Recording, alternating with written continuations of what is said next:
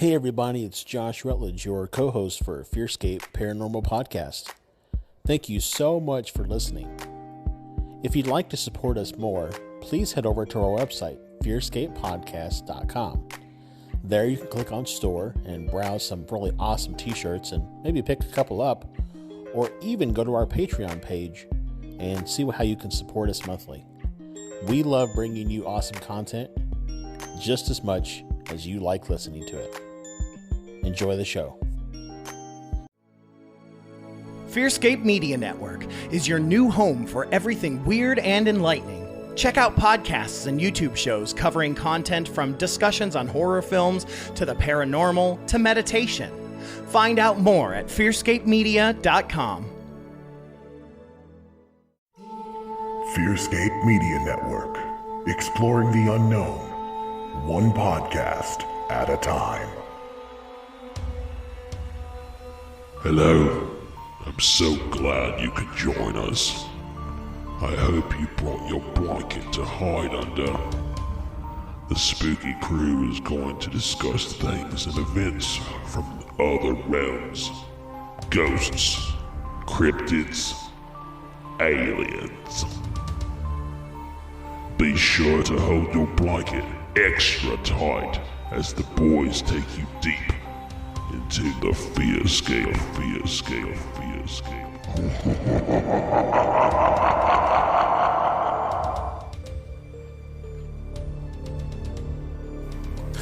Welcome, ladies and gentlemen, to a very special bonus episode of FearScape Paranormal Podcast. This is Stefan, one of your hosts from FearScape, and we are getting close to the 100th episode of our show. And to celebrate, we are premiering a series of episodes called The Road to 100, Days Gone By, where we let you listen to episodes from FearScape Past, from our old radio show, FearScape FM, and more. And there may even be a few surprises, things that have never even been heard before. We hope you enjoy this archived episode of FearScape, and remember, hold those blankets extra tight. FearScape is a podcast that explores the legends and lores around many creepy and scary things. Information is researched and presented in an entertainment fashion and is presented based off of what we found. Legends have a way of changing over time, So be aware.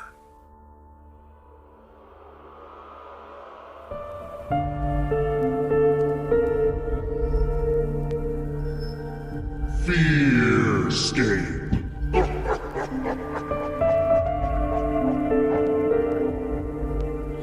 Welcome, everybody, back to FearScape. Oh, Jesus. Welcome back, everybody. It has been a minute and a half. Your minutes are weird. Thank you to the holidays. Thank you to life. But we are glad to be back. Our next two episodes are finally stepping away from the ghosty and things like that and moving into some more of the strange and the alienistic. Spoiler alert. Do you like that word I just made up? Alienistic. Alienistic. Alien. Right. But anyways, welcome, ladies and gentlemen, like we said, to FearScape. I am your host, Stefan. And I am your other host and researcher, Mr. Bradley Guy. And I'm the third host, I The guess. third host. I am Kelly, Ghostie Casey. It's your number one in our hearts. Oh, thank you. Thank you. Not Brad Lee. You make it sound like Lee is your middle name. Like it's Brad Lee. Yeah, me and Rob Lee are doing a conglomerate album. Conglomerate album? Like you guys Is that are a word? businesses that get together? Yeah. I'm just using words I've heard before, hoping they fit.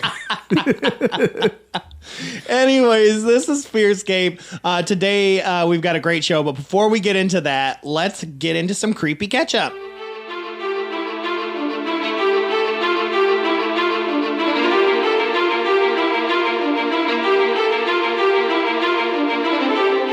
Welcome to Creepy Catch-Up, of course. No, this is, I want to go over just if there's been any creepy instances that have happened to you since the last time we recorded. I have a few things. A few. Remember how long the podcast is, Stefan? Well, by few, I mean one. A few, one, same thing. We did a show a few weeks back together at the Bardstown on the Bardstown Road here in Louisville. And this place is known to be haunted regardless. The owner, Doug Shuddy, has posted many a picture of proof and things like that. Yeah, It's really crazy. He catches it a lot on a security camera. Because he lives there as well. And, well, anyways, we're up in the theater, and we're chit-chatting after the show. We go over the show. We call it detoxing after an improv show where we just kind of rehash everything that happened during the show. And while I'm talking, out of the corner of my eye, we're sitting in front of the stage. I see a man with a fedora and like a gray jacket just standing there staring at me out of the corner of my eye, and I don't even have to like look and be like, oh no, what is it? Because I already know. I'm into this stuff. I know it's a ghost. I've been in this building many a time, and I've had many a story, including during the improv festival. Had some stuff happen, but this is the first time I've ever seen a guy. 72 hours. I saw a guy, and I just let it go because I'm in the middle of talking. I ain't got time to deal with this.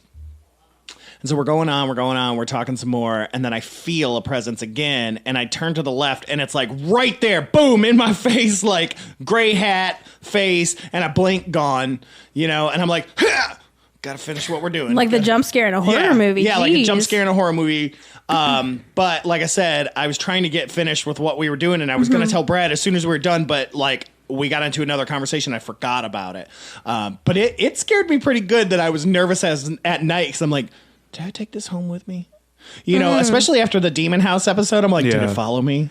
I have a question. So you remember the details of the hat, the fedora being gray. Do you remember any of the details about him? Gray, longish nose. Okay. I don't remember the hair because it was covered, but it was shaven face, glasses, like a gray suit. Okay.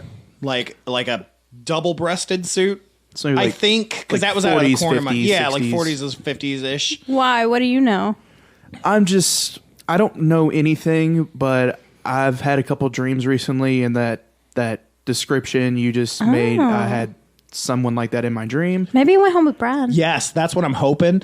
I did do some... I don't wish that on you. I did do some hope it voodoo does. magic that I learned from the Robert the Doll episode, and so maybe it did follow you home. No. And careful with Robert the Doll. You gotta be careful with Robert the my Doll. letter. You're going to have to make another No, letter. I wasn't making fun of Robert. I said the voodoo from the episode. Which is attached to Robert, so No, by it is proxy, not attached to Robert. Okay, Robert pushed me to say it probably. you can't. Now you're blaming stuff on Robert, Oh, no. which is what his previous caretaker did. Why are you jinxing me, man? I'm just telling you the way it is. Man. Stefan's Circle, gonna be circle, writing- dot. I got a Robert the Doll shot, man. You did not just do that. I did, okay, because it still scares me. Anyways, that was my creepy thing that happened to me. The jump scare got me pretty good, and I was mad that it took me a couple days before I even shared it with you because I forgot about it. It was like a couple weeks before you told me about it. So who else? Anybody else got anything? I've had a little bit of something. Say Which is actually kind of weird, like, because nothing usually happens to me. So, first thing is, apparently my building where I work is haunted. Yes. Which I kind of always had heard. I've only worked there for about 4 years, which I'd always kind of heard. There is a guy who works on my floor with me who came... I go in really, really early, and it's basically a ghost town, no pun intended. So he comes in super early with me, and he comes over, and he was like, were you just standing behind me just a minute ago? And I said, no, I've been over here, working, whatever. And he said, oh, I think our ghost is back. Oh, back? Yeah. Okay. So he used to see it all the time. This is what he told me. I've never seen anything. I've never felt anything before, besides like the oppressive feeling of working.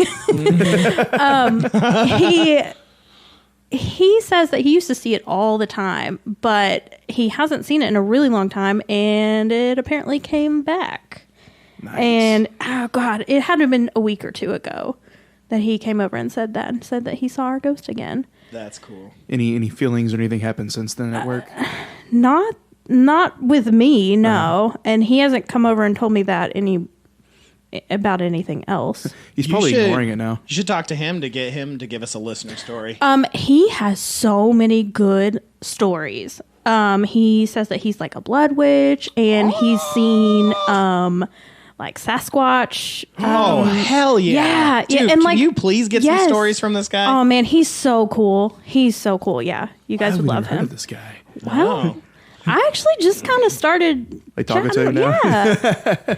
Like I always thought that he just like didn't like me. But yeah, he's really cool. That's awesome. Yeah. Definitely hit him up for a listener story or two. Brad, The way you just said that sounded like you want the listeners to go hit him up. Oh, please do. Yeah, go Google search Kelly where she works. 'Cause No, we're not don't going to do say that. it on air. You want to harass her. Yeah, because they no. harass me. Yeah. Ooh. No. Okay, Brad, what kind of creepiness happened to you? So I'll share this one with you guys, and I'll save another one for another time. So this one actually happened about a couple weeks ago. So it's strange that a lot of these occurrences are happening around the same time to all of us, and it seems like they've been happening more and more since the Robert the Doll episode. So I'm just going to put that out there in the universe. Well, it's weird because I have another one. Oh, shoot. But I'm going to save that one. Save that for, one? Okay. Yeah. Save that for a future one. So my night hag came back, and since... I should have shared my other one then. Oh, Go ahead. Go ahead. Oh, no.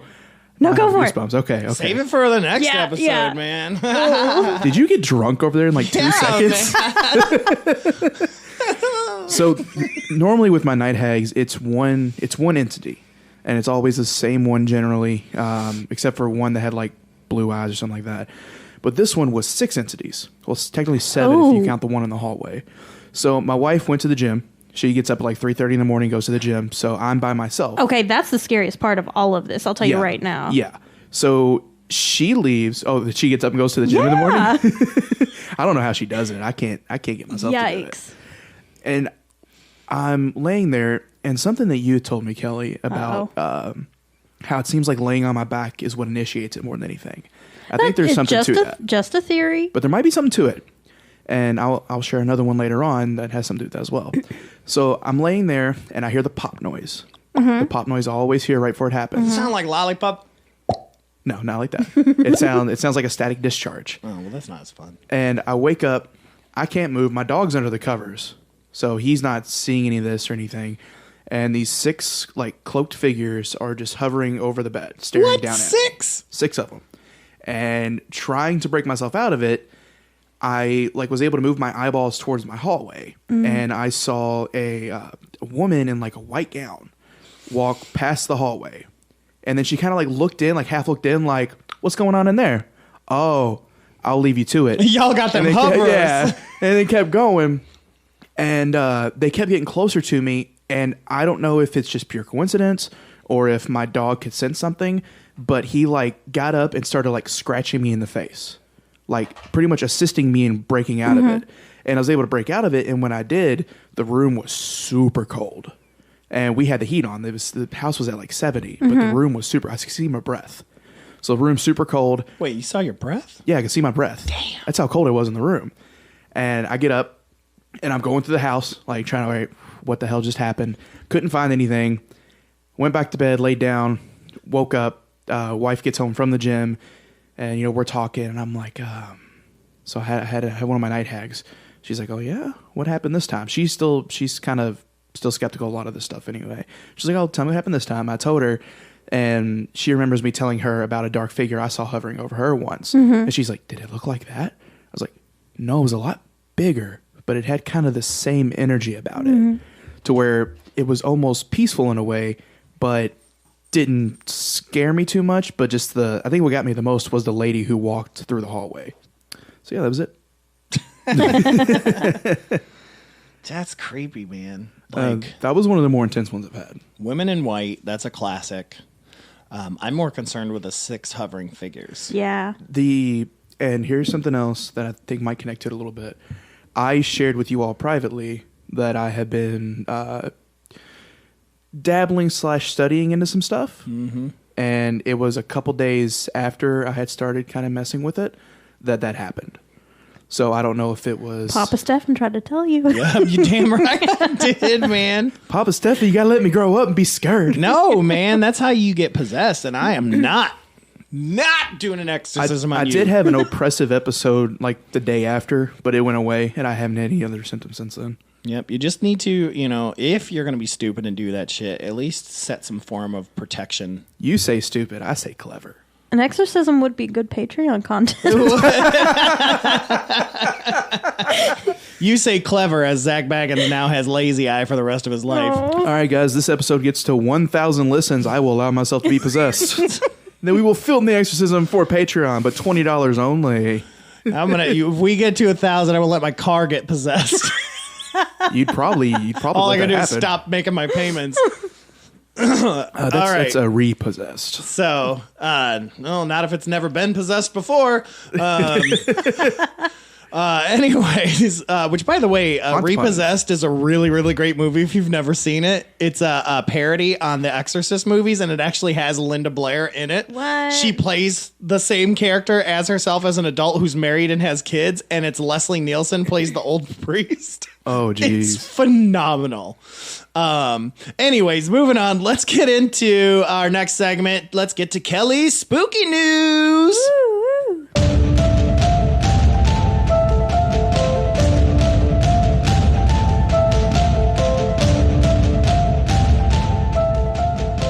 All right, Kelly, what do we got this week for spooky news? Okay, so do you guys remember a couple weeks ago when I was telling us about Amethyst Realm and how she was getting married to a ghost? Yes. Do you remember the second lady I told you guys about? The Her pirate name? lady? Yes. Just the one that's an impersonator of Captain Jack Yes. Sparrow. Amanda Teague. She has now changed her name to Amanda Sparrow Large. She's 46. She's from Ireland. They are getting divorced. Boo! Wait, you mean true love can't really stretch through time? and Please tell me space? she's creeped out. Well, so it's funny that you say that. It says, I searched far and wide for the actual reason why they're getting divorced. And she says, I will explain all in due course, but for now, all I want to say is be very careful when dabbling in spirituality. It's not something to mess with. Take that advice, Brad. He trying to get some other ghost booty. That's what's going on. Booty, because he's a pirate. Oh, I didn't even think about that. I'm clever. So when did they get married? It was, I think they had been together less than a year. And they had, quote unquote, dated 2 years right, because prior. he didn't want to get tied down. Yeah. Because he's a pirate. Yeah. And anchors and oceans. Oh my God. See what I'm doing here? Yes, and. What have you started? We haven't been in the studio in a while. Well, I'm going to say that I'm very sad for Miss Amethyst Sparrow Large. Well, Amethyst is apparently still getting married. I have a different story for a different time. Amethyst is a different person. Yeah. Oh, Yeah. sorry. Well, Sparrow Large. Sparrow is the Large, other whatever her first name was. Amanda. Yeah. That's why it was sounded the same. So Amanda, I'm sorry things didn't work out, baby. Yeah. It's gonna be all right. That's so You're in sad. Ireland. You're gonna be cool. There's bars. You're good. Yeah, just She's focusing right now, apparently, on her Jack Sparrow impression. Yeah. No, Find literally. yourself a good leprechaun or banshee. She put some gold teeth in. She's got dreadlocks man. now. Yeah. She got replica tattoos. So she is going all out. Did she say why they're getting divorced? No, that's what I was saying. I was trying to find the reason. She said that she'll explain in due time. Oh, you did say that. You did say that. One sad day. Yeah. I'm trying not to laugh at her expense, but the whole golds in the teeth and then the replica tattoos. I like that that's what you're laughing about, not the fact that she married a ghost. No, I don't know why, but in my life, I'm kind of like, okay, yeah, she married a ghost. Because you just seen happens. Lil Jon. Okay. Yeah. Yeah, and once you hear that a couple times in your life, you just kind of accept all things as they are. Okay. Savvy. Yeah. That was the worst. Bad. I didn't like any of that. I'm putting my research away. This episode's over. No, I don't do him. I won't do him. All right. How often do you say that in your life? Do we have any more? Is that what we got? Yeah. So this one was actually kind of interesting. Usually I do, news type stories, things that are happening. But Jennifer Aniston went on, what is it called? TV. Oh, Jennifer Aniston went on the Late Night Show with James Corden. Ooh, I love James Corden. I do too. So she was going on to promote the new Dumplin' show on Netflix. My wife's been watching that. Yeah. But for some reason, she started talking about her experience with ghosts that she lived with. Oh, I'm going to have to go watch it now. It was the interview with James Corden, so not on Dumplin'. Yeah. Oh, okay. That's what I meant. I want to see that. I don't when want to see Dumplin'. she said that when she first moved out to LA, she had a roommate and they were living together, and she quote, dishwasher would start to go, or the coffee maker would start to go, or the stereo would just turn on at full volume. And it was terrifying. Yes. She said that she hired a ghost whisperer. Wait, she hired a ghost whisperer? She said that she hired a ghost whisperer. That's awesome. Nice. And the ghost whisperer came in and put some frankincense in a bowl. They were walking around doing like a ritual to try and, contact the spirit. The bowl cracked. And the ghost apparently told them that she, or he, I'm not sure, didn't really specify, that the ghost did not like the roommate, Jennifer Aniston's roommate. Miss Aniston, if the ghost does not like your roommate, you should probably get rid of your roommate. Well, or just let me come in. Funny that you say that, because instead of getting rid of her roommate, she just moved out. And she apparently never told the roommate either. Oh, that's horrible. So, yeah. So the roommate's watching that interview going, you. By the way, her roommate was River Phoenix, and that's why you didn't make it. Oh. Too soon. Who's River Phoenix? What? Have you seen Stand By Me? Yes, I have seen Stand By Me. The main kid. Yeah. No, not the main kid. It's the... Oh, yeah, the other main kid. Yeah. The one that wears like the green shirt. He was Joaquin Phoenix's brother. Yeah. Joaquin Phoenix. Okay. It's his brother. I thought you said Walking Phoenix. Not Joaquin River. Phoenix. River. That's what I'm saying. The one who died. River is the one who died. He's Joaquin's brother. Mm-hmm. Oh, that's sad. He's the reason Joaquin got in. He Okay. died of an overdose during that 90s teen heartthrob. Everybody's dying. Oh, that's probably why I haven't heard of him. Yeah, he died like early 1990s too. But yeah, he's the reason Joaquin has a career. Yeah. No offense, Joaquin, you're amazing, but that's the okay. Sometimes you're amazing. Your rap thing was super weird. But I am excited for the Joker movie. It looks kind of interesting. Everyone's got to make go him to look that one, stupid, but he looks good. Awkward rat phase in their life. I did it. Yeah. 502 blackout. 502 blackout. What's up? Yo, I spit it down for the spirits. Yeah, when you put lyrics on your Facebook the other day, I was gonna put, is this 502 blackout coming back at you?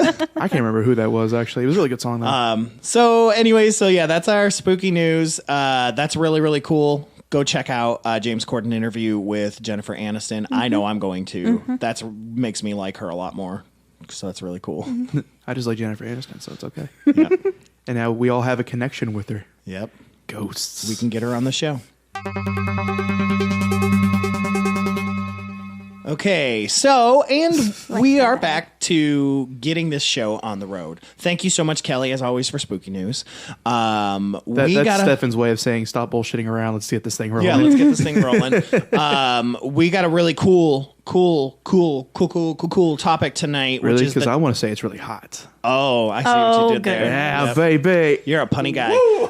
No, we're gonna be talking about the Tunguska Explosion. Tunguska. And it's really hilarious because I shared this theory with Brad that we'll talk about later.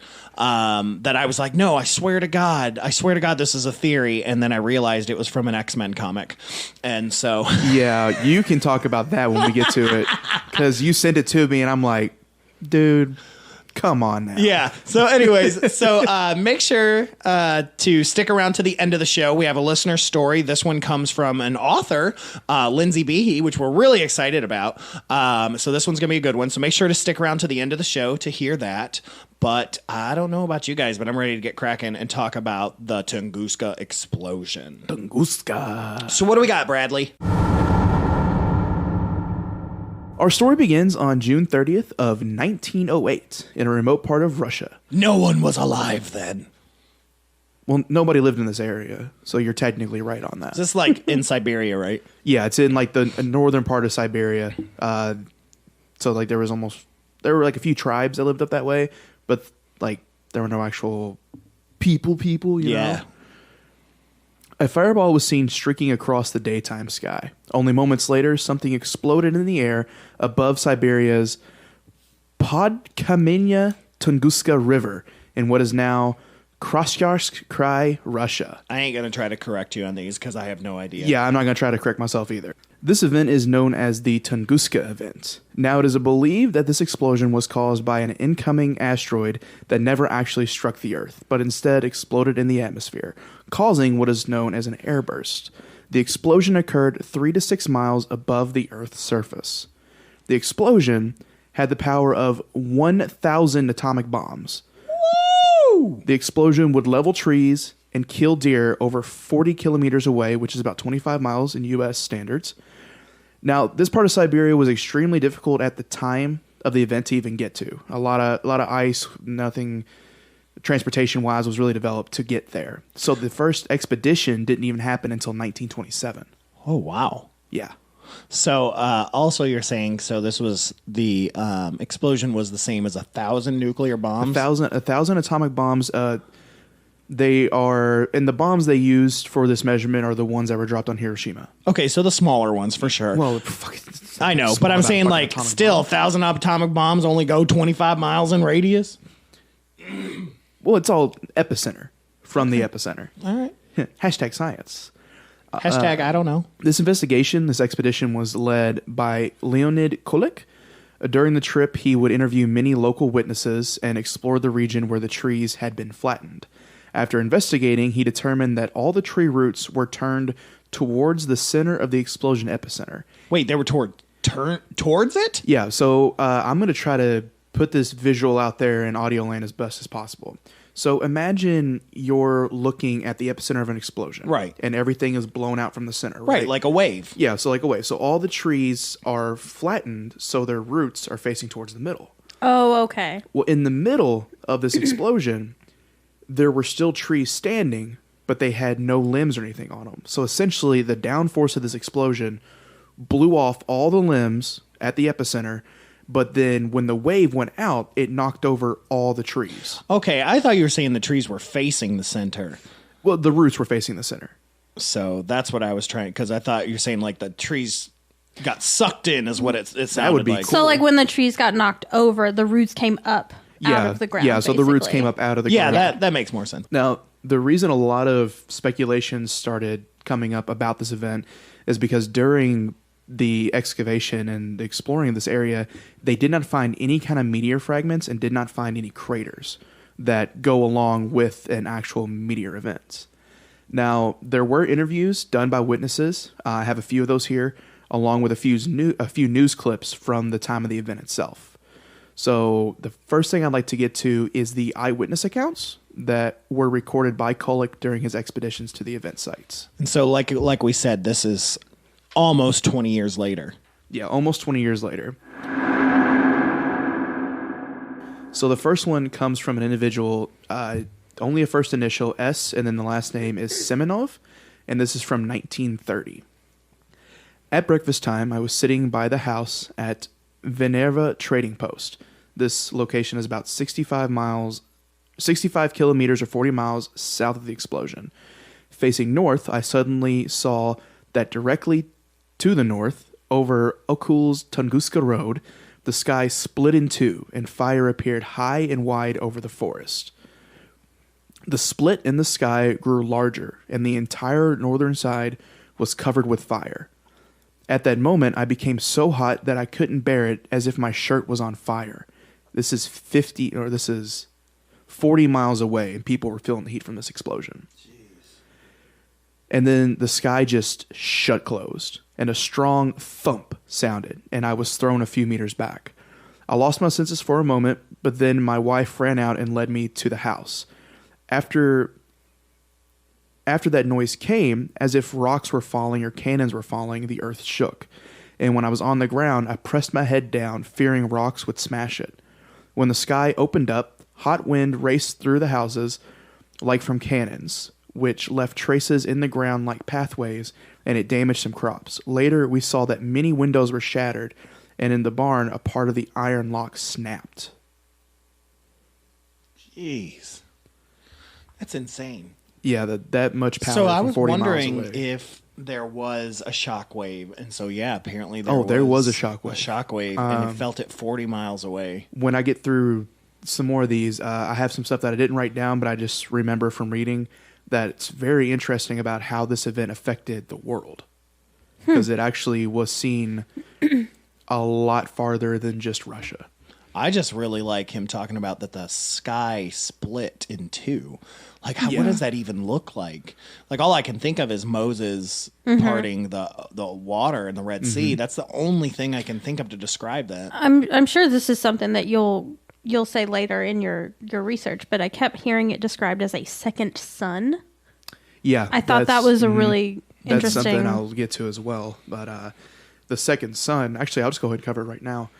The second sun effect, so essentially it burned for a while, and it was enough that it was night in England, and they were able to continue having soccer game or cricket. They were able to continue playing cricket using the light from that quote unquote second sun. Wow. Because it burned so bright.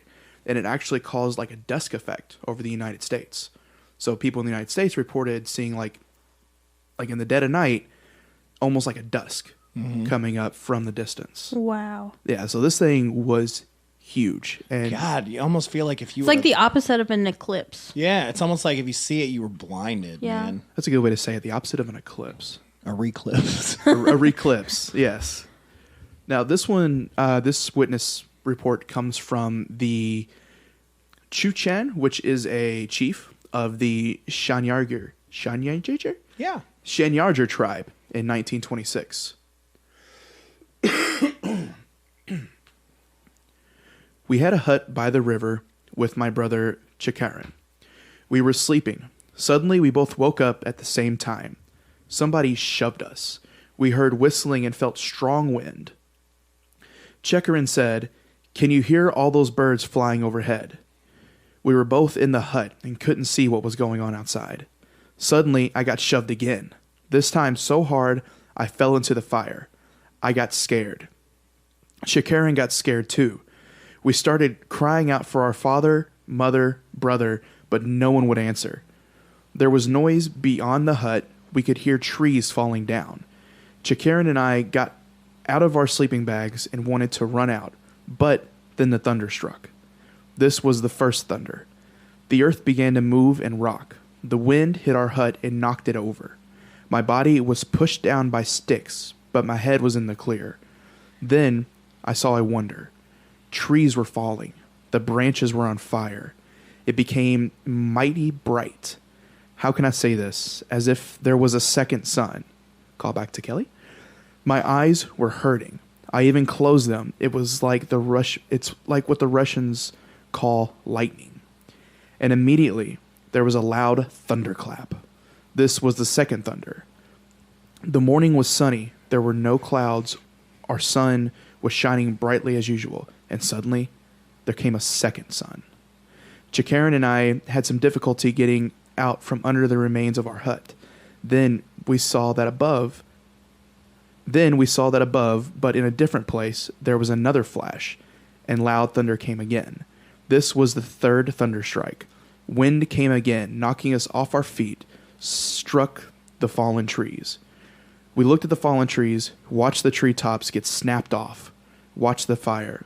Suddenly, Chikaran yelled, "Look up," and pointed with his hands. I looked there and saw another flash, and it made another thunder, but the noise was less than before. This was the fourth strike, like normal thunder. Now I remember well, there was also one more thunder strike, but it was very small, and somewhere far away where the sun goes to sleep. So there was more than one explosion. I for them. have so many questions for these people, but it was so long ago that there's... I know. They gone. Yeah, and with it taking so long to get out there and actually interview these people, the story, like we talk about legends and stuff like that, it can change over time, especially over 20, 30 years. Well, and our memories are not exactly the most reliable anyway. Then when you have no concept for what things are. Yeah, I mean, they even said where the sun goes to sleep. Yeah. Well, it's interesting you say that because I read one theory about, something to do with that. What, the sun going to sleep? About how people don't really understand what it was. Mm-hmm. So back in that time, people would assign something familiar. Yeah. Mm-hmm. Oh yeah, there's something I haven't heard of a goddess. I figured. Yeah. It's well, they talk insane. about. It's interesting. I don't know if you've ever heard of the theory that when that when the Spanish and those came over for the first time in these giant ships, that it was so foreign to the tribal people that were there that their brains couldn't even take in what they saw, so they couldn't see it. Oh, wow. That they didn't see it until they were got onto land, that they were so far behind in terms of our Western culture, Our understanding, that their brains couldn't handle what they were seeing, so they just didn't see it. That's really interesting. Yeah, there's So they a pretty much really big theory on chopped that. it up to, I don't see anything. Yeah, that they Wow. just didn't see the ships because their brains couldn't handle it. Well, I read, I think I said this in one of the earlier episodes, that I read a really good book about hallucinations, and it's very similar. Like when your brain cannot process things like that, it'll fill it in with things you do understand, or it will take it away. Yeah. And there are a lot of them that say that that's why they were taken by such surprise.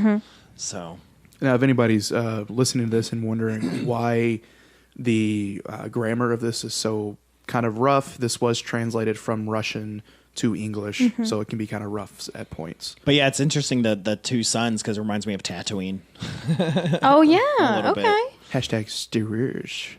I thought it'd be good for a name for a metal band. Oh, yeah. Two Suns or Tatooine? The Second Son. The second sun. The Second Sons, coming now to a theater near you. So now we're going to get into some news reports from local papers. So this comes from the Sibir newspaper, dated July 2nd, 1908. So this is... Couple days. Yeah. After. Yeah, so this is reported a few days after Okay. in a newspaper. On the morning of the 17th of June, around 9, we observed an unusual natural occurrence in the North Karolinsky village.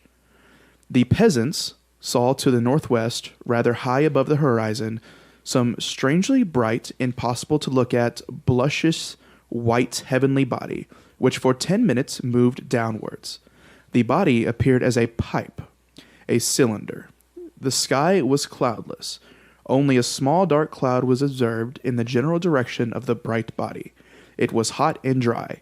As the body neared the ground, or the forest, the bright body seemed to smudge and then turned into a giant billow of black smoke, and a loud knocking, not thunder, was heard, as if large stones were falling or artillery was fired.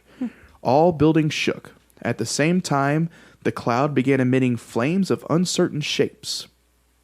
All villagers were stricken with panic and took to the streets. Women cried, thinking it was the end of the world. Hell yeah. That's It's. I love the descriptions. Like, you know, how the last one, or that one that we heard, the sky split open. The last one was describing thunder and lightning, and this is now like a tower and the odd shapes. It's just crazy. So a lot of this information comes from the actual website they have for the Tunguska event. And then the eyewitness things, those actually come from NASA's website. Yeah. So a lot of this information is kept on NASA's website, Yeah. which is really cool. Really? Yeah. NASA has a lot of theories on their own as well. Which we'll get to Yeah. those as well. Oh, I'd like to check that out. So this is the third news story from the Kraskonshich Oh, yeah. newspaper, July 13th, 1908. Kiskesko Village. On the 17th, an unusual atmospheric event was observed at 7:43. So the times are different. The noise akin to a strong wind was heard. Immediately afterward, a horrific thump sounded, followed by an earthquake that literally shook the buildings as if they were hit by a large log or heavily rock. The first thump was followed by a second and then a third.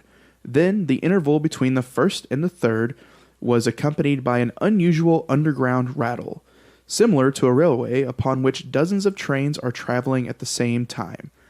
Afterward, for 5 to 6 minutes, an exact likeness of artillery fire was heard, 50 to 60 salvos in short, equal intervals, which got progressively weaker. After 1.5 to 2 minutes, after one of the barrages, 6 more thumps were heard, like cannon firing, but individual, loud, and accompanied by tremors. The sky at the first sight appeared to be clear. There was no wind and no clouds. Upon closer inspection to the north, where most of the thumps were heard, a kind of an ashen cloud was seen near the horizon, which kept getting smaller and more transparent, and possibly by around 2 or 3 p.m. completely disappeared. So when you said the times were different, what were the differences in times? So Do you the remember? first news article that I read said it was witnessed around 9 a.m. Okay. So the second one said it happened at 7:43 a.m. Okay. Different time zones. Maybe. Ooh, maybe. I don't remember. We actually looked up when time zones came out, but I don't remember Yeah, I when can't it remember was. when it That was. one conversation we had on the way from St. Louis. That really deep conversation about time zones. Yep. Jesus. Yeah, so that's weird that the time zones are different. And it sounded, maybe I counted wrong, but it sounded like in all of these, there is a different amount of noises heard, or a different amount of... different number of tremors. Yeah, maybe. So this last one, what was it, about 6 were heard? And then the one prior to that, there This were one- 3 to 4? This one said 3 and then 6 more. And then 6 more. Oh, okay, so this one had like 9 or 10. Yeah. Jeez. That's a lot of thumps, guys. Well, and then the one at the village said there were about 5 or 6, right? Yeah, that sounds about right. Yeah. About 4 to 5 or so. Yeah. Now, I felt like the villager guy was probably the closest. He to the sounded event. like he was Yeah. the closest because of all the trees that were falling down around him, right? Yeah, so he had to be pretty close to the event itself. And I'm curious, and I don't know if we're going to touch on this or not, but I know that there's still radiation levels. Yeah. That are, so we are going to talk about that? Yeah, we'll definitely Okay, get to then that I will as well. save that because I want to take this opportunity to get to a quick ad break. Okay. FearScape is brought to you by listeners like you. Join our Patreon today and help support the podcast.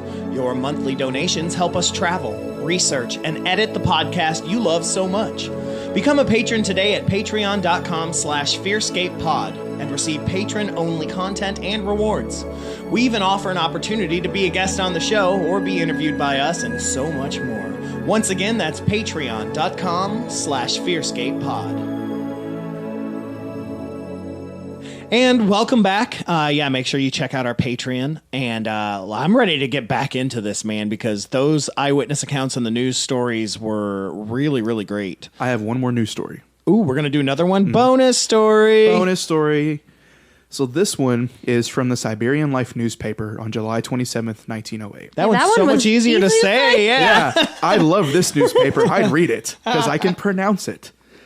When the meteorite fell, strong tremors in the ground were observed, and near the Lovat village of the Kansk Uzed, 2 strong explosions were heard as if from large caliber artillery. So you can definitely tell that everybody in Russia attributes booms and bangs to artillery. I was wondering, how familiar are these people with the sounds of artillery? Oh, probably quite a bit.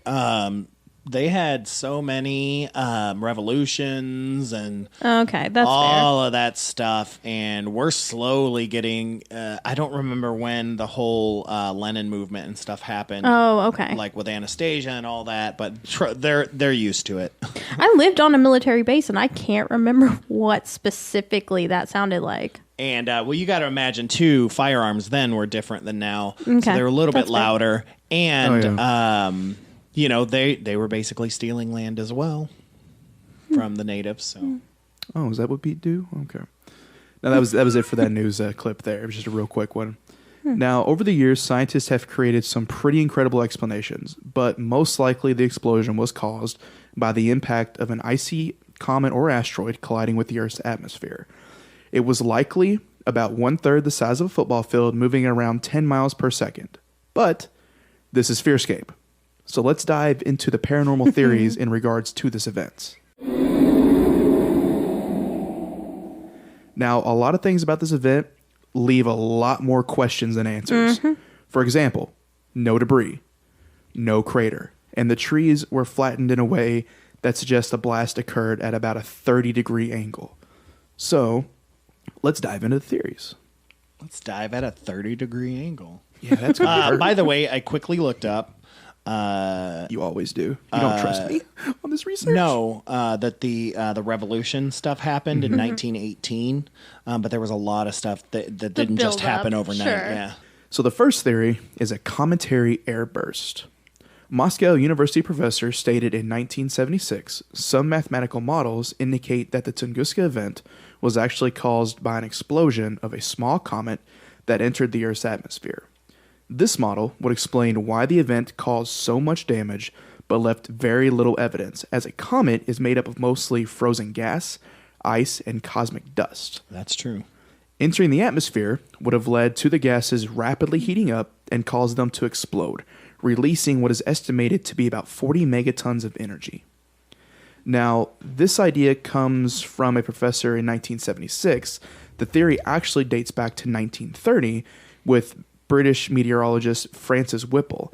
He explained in his investigation that while the nature and makeup of a comet would explain the glow and the fire, that few people have witnessed actually seeing it. A comet would burn up in the upper atmosphere, so it wouldn't even have been seen. What if it was just really big and not all of it? Yeah, if it was burned freaking up? huge, I could absolutely see that. And something else, I can't remember the name of the lake. I forgot to write it down. But there's a lake. Lake Woebegone. That might as well be the name of it because I can't pronounce it. But there's a lake in Tunguska that they are having trouble dating how long that You just lake gotta has talk been to there. her really good. A lake? Yeah, then you can date her. You gotta date it. Okay, you guys go date lakes. Now I'm thinking about the word Blake. Blake. Oh, but they've done some dives on this lake and have actually picked up materials and stuff that have evidence of cosmic dust. Okay. So they're believing that this lake was caused by this event, and the only reason that a impact crater wasn't found is because this lake sits off a channel of rivers. I was gonna say maybe that's the crater. Yeah, so there's a lot of theories that that's actually the crater. The crater does exist, Interesting. but since they're having I've not trouble heard that. dating it. Now, as for the trees themselves, towards the center of the event, the trees have grown at a rate that's like 30% faster than normal trees. Really? Because of radiation. Gamma radiation, dude. They're all turning into Hulk trees. Hulk trees, because when you cut these trees that survived, and you actually cut the rings and stuff like that, you know how you can tell the age of a tree by its rings. Around the time, is probably about 10 years after the event, they can see by the rings that there was like a rapid growth, that they just started growing. And the trees that were farther outside of this event that didn't get knocked over but did get affected by the radiation, they grow more towards what's facing towards the epicenter. Wow. That's a little shop of horrors, y'all. So this next theory is the collision of antimatter. So other experts of the Tunguska event claim that the event was something called annihilation. This, Jeez. Have you yeah. guys seen that movie? Annihilation? What? Yeah. Wait, is that the one with the plants? I mean, there are plants. Yeah. Is that the plant one? Well, I get confused with that one and the one with Amy Adams where she's teaching them how to speak. That's what you just need to do from now on. The Happening or The Mist? Or yeah, No. it's The Happening. I think No, it it's wasn't. Dear God, it was not. The The Happening. Annihilation is the one with Natalie Portman. No, I have not seen it, and I really, really want to see it. Oh, buddy. So yeah, the one with. So Stefan, this is what you need to do from now on. Just everybody's like, have you ever seen I Am Legend? Oh, is that the one with the plants? There were She plants knows in what it. I meant, though. I've seen the The trailer. like sentient plants. I know what Yeah. you're talking about. Yeah. Okay, then. Sorry. You said awesome. annihilation, and it actually like really weirdly goes with what we're talking about. Yeah. So this is an event that occurs when a subatomic particle collides with its respective antiparticle of the opposite charge. This would produce an enormous amount of energy to be released. This theory was first suggested in 1941 by Lincoln Lopez. This theory was first suggested in 1941 by Lincoln Lopez, and that the event was as simple as just a chunk of antimatter colliding with the Earth. This event would also explain the light event that occurred, as well as there being zero remnants of any asteroid or comet. Now, sadly, this theory is very unlikely, as chunks of large antimatter are theoretically impossible, and any annihilation event takes place in the upper atmosphere, so we wouldn't even see it. Okay, I have questions. I might have answers. There were multiple lights seen. There were Yeah. multiple noises heard. There were tremors in the ground felt multiple times. Yeah. Are we to assume that, you know, a annihilation or a comet, there were multiple of them? See, when it comes to these theories here, I feel like they're really reaching. Because when you do have the actual evidence of witnesses who say there were multiple sounds, multiple lights, stuff like that, it contradicts these theories because these theories are quick explosion, quick event. But to be fair, every different witness account that we heard had it at a different time. There were different numbers. So maybe, and I'm sure, there was an impact. The one guy got knocked back. Yeah. Potential concussion. Maybe they were confused. I don't know. I was concussed. I just heard a bunch of explosions. I was concussed. Well, I'm saying if you got knocked back like that from a blast, I don't know what you even call it, a force, that could probably do some damage. Oh yeah, absolutely. It's called concussion waves. Oh, what actually knock you down? There we go. So there you go. Yeah, he literally got concussed. Now, this next theory is the collision of a mini black hole. Cool. And there's a lot of reasons why this wouldn't have happened. But for our listeners, we'll read it. So this theory suggests that the event was actually caused by a small black hole passing through the Earth. This theory was first formulated in 1973, of course you are, by American scientists Albert A. Jackson and Michael P. Ryan. However, there was no exit event, which means if an explosion happened on one side of the world, there would have to be an explosion on the opposite side of the world. There would have had to been like an exit wound. Yeah, there would be some kind of exit wound. Like exactly. a bullet, yeah. No, you're absolutely right. It's just weird thinking about the Earth having an exit. An exit wound? Ain't that what volcanoes are? Exit wounds? No, those are pimples. Those are the Earth's pimples. Earth's pimples? Okay, we'll take it. It's very different. On this week's episode of FearScape, you learn about Earth pimples. Yeah, you don't want to see those poppin' pimple videos. They're gross. That needs to go into the description for this episode. Yeah. We talk about Earth pimples. So this theory is considered very far-fetched by modern scientists, as the existence of dust trails and high nickel concentration around the impact area pretty much tells us there was some kind of object. Plus, if a black hole event did occur, the Earth probably would not have survived it. Right. That was my immediate thought. You said black hole event, and I went, no. But we still here, or maybe we're in an alternate universe now. Oh, I believe that. Shadow government. Brian's not here. No, sorry. You believe we're in an alternate universe? But not from that. I mean, maybe it was an alternate universe before, and now we are Mandela also... effect, man. Yeah. We're in another alternate universe? There are infinite number of universes. There's only 52. Okay. Stop. This is a DC. No, what is it? 65. Stop. There's Earth 65. Oh, I don't know. So there's more than that. Yeah, that's... Oh, no, that's DC. I'm talking Marvel. Sorry, just kidding. Yeah, I was like, DC's only got 52. Yeah. Marvel's apparently about to do a big reset. Marvel has a ton. Yeah. And they do resets like every 4 or 5 years. Like, we're resetting all the universes. So does DC. They all do it now. And then they make a bunch of universes, and they're like, shit, we need to reset again. I miss the ultimate. I'm fine with that. Give me more. But guys, let's stop talking about fiction and get back to this, okay? Oh, so you don't want to know my theory. I do. What's your theory? Is it about Tunguska? Did you finish up this theory? I finished up the black hole theory, yes. Okay, well, let's talk about my theory that I sent to you. Oh, gosh, okay. So I'm telling Brad, because I love the Tunguska event. Now, side note, we were at a bar when he told me this, and I'd had a few drinks, so I was believing it. Oh, God, yeah, that's so true. I believed it, though, because I love Tunguska, and I'm like, dude, did you find the info on the time travel theory? I'm like, this dude's insane. There's no time travel information. Okay, that's really weird that you say that, because in my brain... this whole time, I'm like, this is time travel. Because one of the big theories, is that it was a possible, precursor to nuclear bombs. That's one of the theories I had heard and blah, blah, blah. So I'm thinking, oh, God, and I'm confusing that theory along with another theory where I'll tell you where I got it from, that they went back in time and put this bomb into the atmosphere.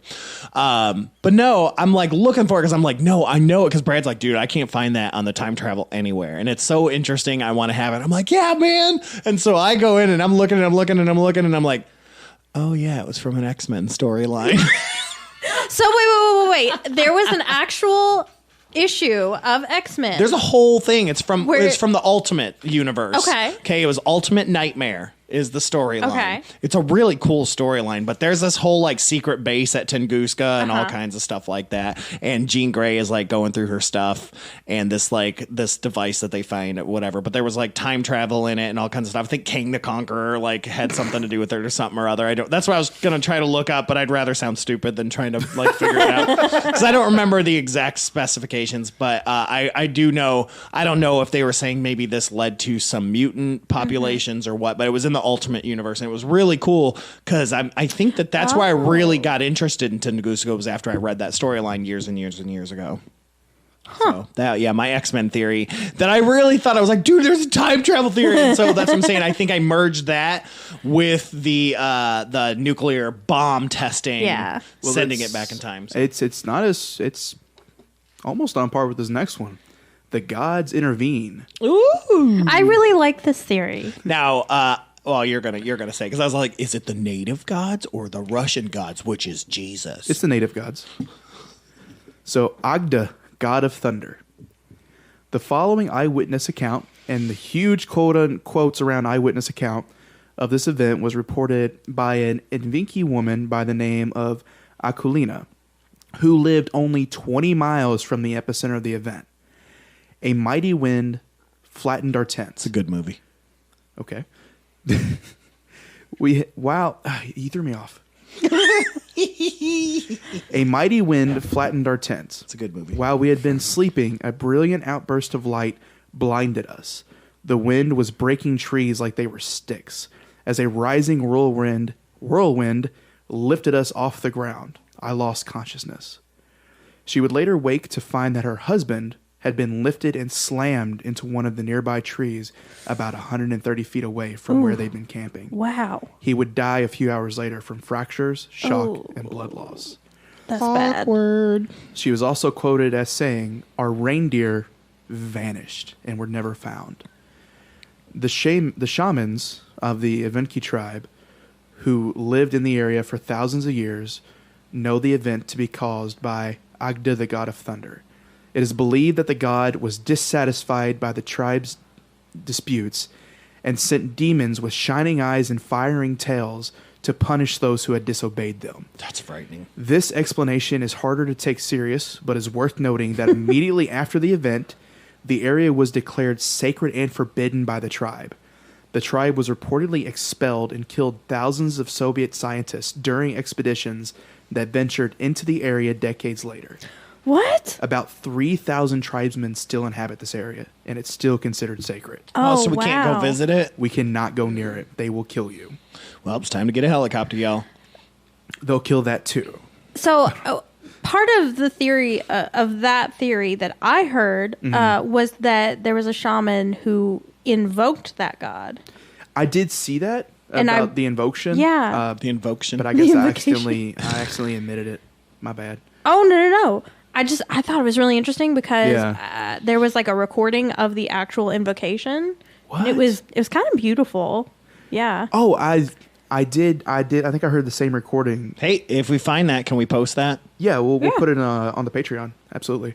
Oh, I was going to let normal people hear it, but okay. You don't know normal people. Nope. Actually, everybody's normal. Don't listen to Stefan. Yeah, it'll be on our Patreon for those patrons. Now, this one, this is my second to last theory that I found. This one's about a UFO explosion. Yeah, this is what I've been waiting for. This is the first one I ever heard. You're going to be disappointed. Aww. In 1956, Russian sci-fi writer Alexander Kavinsky published a short novel by the name of The Explosion. According to the story, the event was caused by a massive nuclear explosion of a UFO. In 1945, 11 years before publishing the story, he visited the ruins of Hiroshima. Near the epicenter of the explosion, he noticed that trees were still standing, with no branches and were withered, but the outside of the epicenter was flattened. 6 years later, he would visit the site of Tunguska and notice the similarities of the event, and concluded that the events had to have been caused by a massive nuclear-type explosion. So from this, he created his theory, and also his short stories, that a UFO had exploded over Russia and caused this. Well, I mean, it had to be, this is why I believe it, though, because he's right. I mean, it really, there's still radiation. I mean, that's nuclear. I mean, it's not super high radiation. It's not like a Chernobyl or anything like that. Like people can still live in that area. Well, yeah, apparently.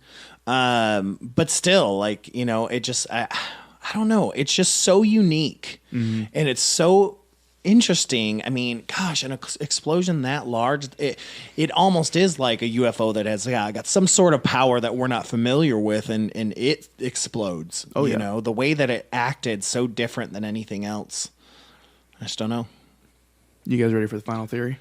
Real quick, I want to say my final theory, which is they got too close to Santa's workshop in the North Pole. He said, nah. Yep, he said, y'all need to stay away. Y'all too close. This is naughty. Have y'all seen the Christmas Chronicles yet on Netflix? Watch it. It's great. It's so fun. I did just watch Santa Claus the movie, though, last night. I love that movie so much. I do, too. It's so good. It's got Dudley Moore in it, and it's awesome. The new Sabrina Christmas or Yule episode is out. Ooh, gonna have to watch that tonight. It's really good. It's really good. What is Sabrina? The Chilling Tales of Sabrina? He's kidding. Oh, okay. I do know this one. Okay. You should watch it, though. It's good. I was like, I'm pretty sure we had a conversation about this. We did. Okay. Oh, yeah. I finally watched The Witch. That was really good. Yeah, which is good. Anyways, last theory. Now that I've dropped my Santa Claus and time travel once. The last theory of the Tunguska event is Tesla did it. Yes. Yeah. I love Nikola Tesla. Yes. God, could you imagine, before you get into this theory, can you imagine how cool this world would be if Tesla was the one that got more popular than Edison? You mean if he hadn't gotten suicided by the dark governments? Yes. Like, his theories were so much cooler. Like, he essentially is the reason. I mean, we could have, he was already working on ways to power things through the air. Yeah. Like, through the air. That's what this has a lot to do with. Like, and, but Edison was so popular, a lot of it got shut down because they already got things going with it. God, I always get it backwards. Which one of them stole from the other one? Edison stole from Tesla. Edison stole from Tesla. Okay. Tesla was the true genius. Okay. I mean, Edison was still a genius. Don't get me wrong. Here's essentially what ended up happening with Tesla and Edison. Is Tesla was a lot of theory, but it was working. But in order for him to continue to do it, he needed money. He needed backing. Yeah, he could not get the money. He could for a while, but after he wasn't bringing the results that were as profitable as J.P. Morgan wanted, he stopped funding Tesla and started funding Edison. Oh. Because Edison was able to be like, look, I made a light bulb. You can plug it in here. We can charge people for this. And J.P. Morgan's like, yeah, okay. Ooh, money? Yes, please. Yeah, definitely. Edison was more of a business scientist in a sense, whereas Tesla was a true scientist. I mean, without either one, we'd be in darkness right now. We'd be able to do this. For sure. But man, capitalism, though. Tesla's theories, had he been funded, I mean, we could have had Wi-Fi way long before. Yeah, he was already working on it in 1907. He was already messing with Wi-Fi and was able to send images to Navy ships out at sea. What? With like wireless power. Okay, I've got me some Googling to do. Yeah, dude. Tesla is absolutely amazing. And Tesla coils are just cool. Yeah. You will go into a rabbit hole that you are like, I wish I knew this rabbit hole already. We could do a whole episode on Tesla and theories surrounding Tesla too. Dude, like he's insane. Got some spooky stuff. So this theory is very fascinating to me for many reasons, but mainly because of the secrecy behind the man that is Nikola Tesla. We all know Tesla was experimenting with wireless communication and energy during this time. In 1908, Tesla wireless transmission experiments may have been very well what caused the explosion. Ooh. Now, to help back up the claims that he was indeed messing with this technology, you can find many articles in the New York Times dating from 1907 to 1915 of these different experiments he was doing. Some articles state that Tesla was creating a remote transmission system as a way to send boats and even aircraft to U.S. Navy without the need of a pilot or a captain. So we're talking about pilotless vehicles already. Like already back then. Already back then. That man was an alien. He might have been. I mean, that's probably why Musk called his stuff Tesla. So. The first step, though, was building the first Tesla tower. He might have been an alien. No. I said that man was an alien. Oh, regardless, it took me a second and got me. See, that just shows like how in deep we are in this stuff because you said it and I was like, yeah, probably. Yeah, I know. Just kept going. That makes sense. Yeah. Now, for him to build the first Tesla tower, he would need about $100,000. And he was able to get it the first time. And he built the first one perfect. But in order to transmit what he needed to transmit, he needed to build a second one on the other side of the ocean. He could send the energy even over the air or through the ground. In order to fund his experiments with wireless communication and energy, he sought another loan from J.P. Morgan. Morgan had already heavily invested in Tesla's experiments, and they had not paid off as he'd hoped. Tesla snapped. For weeks, he set off a display of raw power from the tower, more and more. He could be heard yelling and screaming, more power, laughing and crackling, getting more and more and more and more power. And then finally, the current shot into the earth and popped out at the other end of the world in a remote place called Tunguska. No way. The beam of power raged out of the earth, causing a massive blast, which would flatten trees and create a light show like no one had ever seen before. And that is the final theory. Man. That's my favorite theory. I love Tesla, man. Okay. I mean, I get it.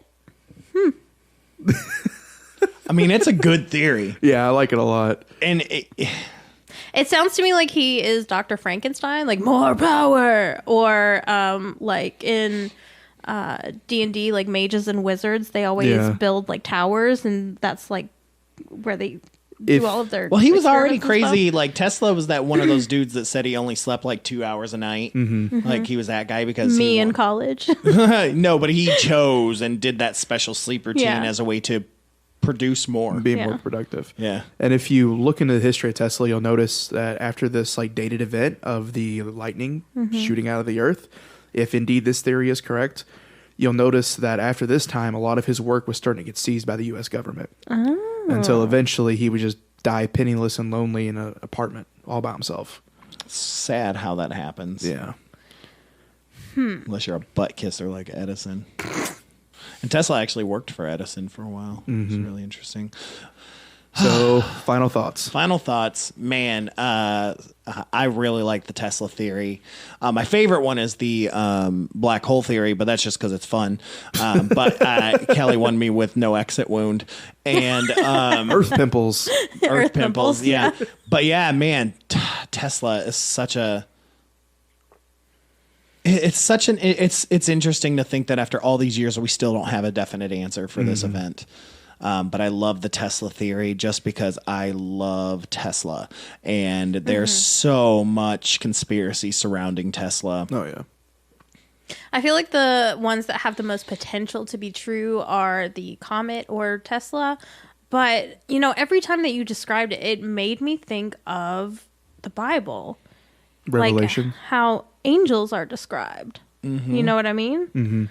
Not that that is the answer, but I just am interested that no one has put those two together. Yeah, it's interesting because especially if you talk about the sky splitting open, that's a very religious, iconic symbol. And such a bright light that you couldn't see it, and it made you, quote unquote, sore afraid.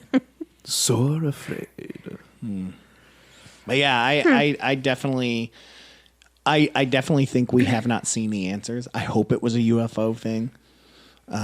Just because I like you. I think NASA is the one who was saying that it was most likely comet, right? Yeah. And what if now? What if there was a UFO flying over and Tesla's shit shot up and exploded this motherfucking UFO, right? And it landed and created a crater, which created a lake. Boom. I forgot we could say bad words. I've been trying to watch my mouth this whole time and I forgot we could say bad words. That was brought to you by Kelly. That is amazing. Oh, I forgot we could say bad words. Oh, shit. But yeah, so I just tied them all together. And Santa's there. I like it. My final thought and Tesla on it, was there watching. I think I want the Tesla theory to be real. I want that to be what caused it. But well, Brad, we're bringing on Nikola Tesla. Hey guys, I need about $100,000 to do this experiment. All right, man, I got it. I think it was a comet. I believe it was a comet that was that entered the atmosphere and exploded and caused this, because we had a similar event in, what was it, 2020 or 2007. We had a similar event over Russia where a meteorite I remember exploded that. over. I don't. It was really small, though. It was small compared to this There's one. a video you can but see. the shockwave of it could be felt for like hundreds of miles. Oh, wow. Okay. So Yeah, there's a guy that was driving and caught it. Like, it's really cool. interesting. Wow. I'll show Yeah. you a video. That's interesting. I didn't actually just show her the video, so if anybody was like wondering, she's just like, "Oh, that's interesting." I haven't shown it to her yet. Wait It till just the is an podcast. interesting Yeah. theory. Yeah, Yeah, so Tunguska, and I don't even think that we barely touched the surface on all the things that are out there about Yeah. Tunguska. Yeah. it's not that we didn't touch the surface. It's just there's not much surface to touch because it's such an unknown event. It's Yeah. so old, and it's all eyewitness accounts, and nobody did any kind of scientific experiments until 20 years later. Yeah. So it's just one of those things where we're never. Well, like you said, gonna now it's know. sacred land, so it's probably difficult to get on there. It's easier to get on there now because Oh, I'm sure. you got to monetize that shit, son. So I'm sure the tribesmen have monetized it. Let's go. Oh, come on over. Hashtag capitalism. Yeah. Yeager. But let's get moving on. So that was Tunguska, the explosion there. Nice work, Brad. Yeah, thanks, guys. Yeah, so will you tell my mom you're proud of it? like your mom or my mom? Anybody's mom, really. I mean, I'd like to tell your mom, Anyone's mom out there, can you please tell Brad that you're proud of him? Thank you. especially his mom. He Yeah. needs to hear it. Oh, way she, more. she tells me all the time, but I like it here over podcast. All right. Stefan, don't cry. I'm sorry. All right. Well, let's talk about paranormal stories. So before we get into the end of the podcast here and talk about all our stuff, Kelly, why don't you tell them about the scary, spooky stories they can send in? We want them. Please send us your scary, spooky, ghost, alien, abduction, any kind of creepy kind of story that you think that we would like. We really want to hear about If you it. married a ghost pirate, Yeah. we want to know. We definitely know that. Especially if you married a ghost. Specifically if you married a ghost. Hell, if you just got it freaky on with a ghost, we want to know. Please. Details. We need to know. You can send that to us via email. You can make a voice recording if you want to hear your own voice, tell your own story. That'd be kind of cool. So the email to send that to is fearscapepodcast@gmail.com. And make sure that you stick around to the end of this so that you hear our new listener story by Lindsay Behe today. Yeah, and if your file gets too big or anything like that, just let us know. We can set up a Google Doc or Google Drive, whatever we can to share that and get that because we want your stories. Just make sure that you give us permission to use yes, that please. as well. If not, I will be asking for permission. Yeah. So. And so we've got the Patreon. We talked about the Patreon. You heard our little advertisement. But we would very much love for you guys to support us and become a patron. Even $1 a month really helps us give Kelly gas to get here, to get us cookies, as well as to help us do some research into places maybe that we have less access to, as well as reaching out to people and just doing so much more than what we can do now. Your patronage really, really helps us do that. This is not free to make, and we appreciate all of the patrons that we have. And like I said, you can donate as little as $1 a month or $500 a month. It's up to you. We have some really cool rewards that are there. Special things. Like you said, we're going to put up some special things on Patreon only. The recording. I heard it's special. It is special. We're going to put up the recording. There's already stuff that's up there from past episodes that only patrons have access to see. So please go ahead, check that out. That's patreon.com/FearScapePod. And then don't forget to check us out on our social medias. So on Facebook, we're at facebook.com/FearScapePod. And then on Twitter and Instagram, you can find us at FearScapePod. And if y'all want to get a little more intimate and close with us, you can find me on the Twitters and the Instas at Bzilla_comedy. I'm actually doing okay with the Twitter. It's kind of fun. Good. I told you you'd like it, man. Yeah, until somebody yelled at me and then I deleted it again. Yeah, well, that's fun. I got it back. That's fun. That's just Twitter. That's the internet That's for just you. the internet. Yeah. Yeah. And it's fun when you get a celebrity that retweets you or things like that. ENC Pod of Awesome retweeted me. I had Adam from Adam Ruins Everything. He retweeted me because I made my Animal Crossings character look exactly like him, and so I tagged him in it. But anyways, if you want to reach out to me, if you're also Adam Conover, you can find me at Improv Is Law. That's Improv Is Law. That's on Instagram and Twitter.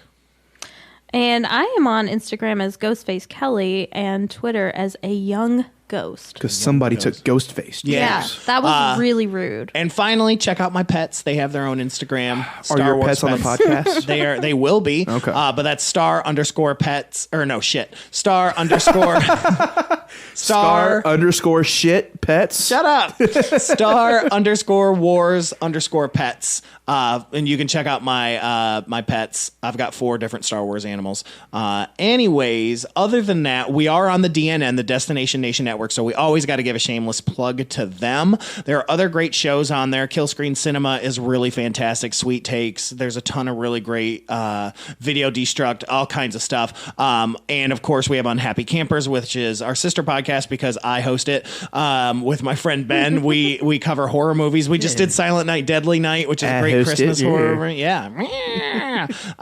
But yeah, go ahead and check that out. All of these can be found at destinationcomics.com/DNN. And other than that, you guys ready to get into this listener story? Yes. I absolutely am pulling it up now. Ready. So this listener story comes from a listener named Lindsay Behe, who I really love. I've had a great conversation with her. And not only is she super cool, but she's also an author. And a really good one. Yeah. And you have to check out her books. You can find out both of her books are on amazon.com/author/Lindsay Behe. And that's LINDSEYBEHEE,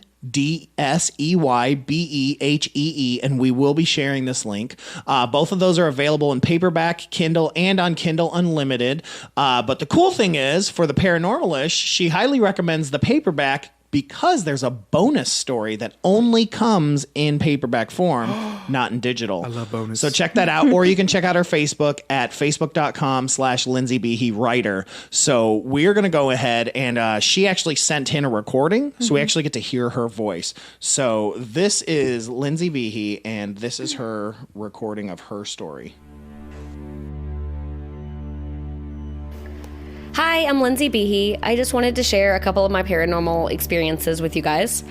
It's kind of hard to think of them when someone's asking you to tell them, but I decided on 3 pretty short ones that are probably the most prominent in my mind.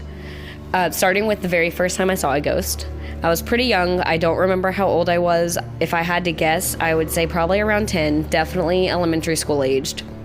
And I just woke up in the middle of the night, and there was a silhouette sitting at the foot of my bed, and I felt like it was looking at me. And at first, I just thought it was like my mama or something, because the way the silhouette was, the hair, it made me think of that really popular style with older women where it's kind of short. And now I wonder if maybe it was a bun or something. But then it hit me that my mama was not in town visiting, and so would not be sitting on the foot of my bed watching me sleep. I don't think she would do that anyways, but definitely not that night. And so I hid under the blankets, like begging, please just let me fall back asleep. And the next one would probably be when I was in college. I went to Eastern Kentucky University. My friend and I had a dorm room at the end of a hallway, and we always had weird experiences there. She had a shoe disappear that we never found, even when we moved out. We never found it. We would have random scratches on us, nothing really alarming, but usually they were pretty similar, and we would get them the same night. And one day I was doing homework, and my closet just like slid shut. And like I said, we were at the end of a hallway, so there was not a room bordering that wall that could have shook it, or I heard a closet in another room, nothing like that. It was 100% my closet door shut. And even the bathroom on our floor gave us like a really eerie feeling all the time. Nothing happened for the longest time in there, but we just always felt like this bathroom's haunted. And one day on my way back, I had left class because a classmate from high school had just passed away. And on my way back to my room, I stopped into the bathroom to get some tissue. And when I stepped out of the stall, I just felt this pressure around me, and I couldn't see the sinks and mirrors or anything. I could only see a photograph of this girl who had just passed away. And I told them out loud, no, leave me alone. I need to deal with this on my own. I don't need your help. Because for some reason, I just felt like they were trying to comfort me or something. I don't know. But it went away, and I could see the bathroom again, and stuff stopped happening for me there. And actually stopped happening for me for a very long time. And probably the one that gives me the chills the most, even though it was a solo incident, nothing ever happened again, thankfully. But a couple of years ago, my now 7-year-old daughter was probably around 3, and we were getting ready to go grocery shopping, and she was just standing in my bathroom playing around like kids do. And I said, okay, it's time to go now. And she waved at my mirror and said, bye, Ghost. And now at the time, she was really into shows like Courage the Cowardly Dog, Scooby-Doo, things like that. So it wasn't completely out of character for her to mention a ghost or something.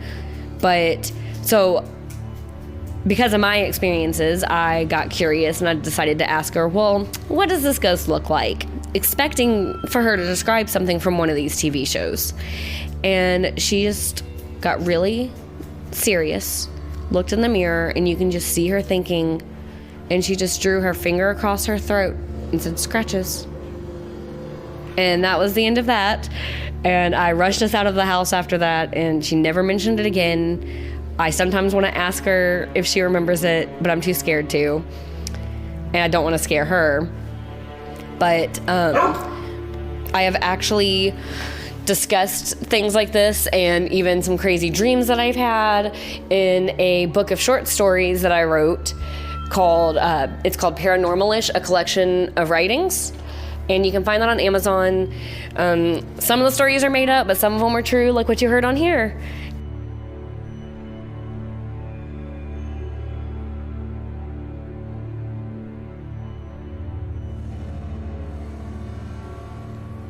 That last one gets me. Mommy scratches. I have so many things to say, but here, okay, so Lindsay is a friend of mine, and her children are wonderful. There are a lot of stories that she has told about her children or her own personal experiences, but I don't want to say them because they are in her book. Yeah. And they are so creepy. You know how, like, when you see things and they give you cold chills, but, like, when you read them, it's not that bad? No. Gives me cold chills every time. Absolutely. Get Paranormalish. Oh, yeah. Check out her writings. Yeah. And Lindsay, if you ever have any other stories that you would like to test out with us, we would love them. So please send us more. We love your voice too. It's really great. But yeah, so that's been FearScape, y'all. Ooh, this episode, I need a detox. Yeah. It was an explosive episode. Goodness. But anyways, thank you guys so much for listening. We will catch you on the next one. And other than that, this has been Stefan. Catch you on the flip side. This is Kelly. Stay spooky. And Brad, as always, make sure you hold those blankies extra tight. I'm so glad you were able to join us for that horrifying discussion. I hope they didn't frighten you too much. Tune in next week for even more research into the nightmarish and haunting creeps and spooks that we tell ourselves don't exist, but we know they do. Make sure you have your blankets, that you hold them extra tight. Next time on FearScape.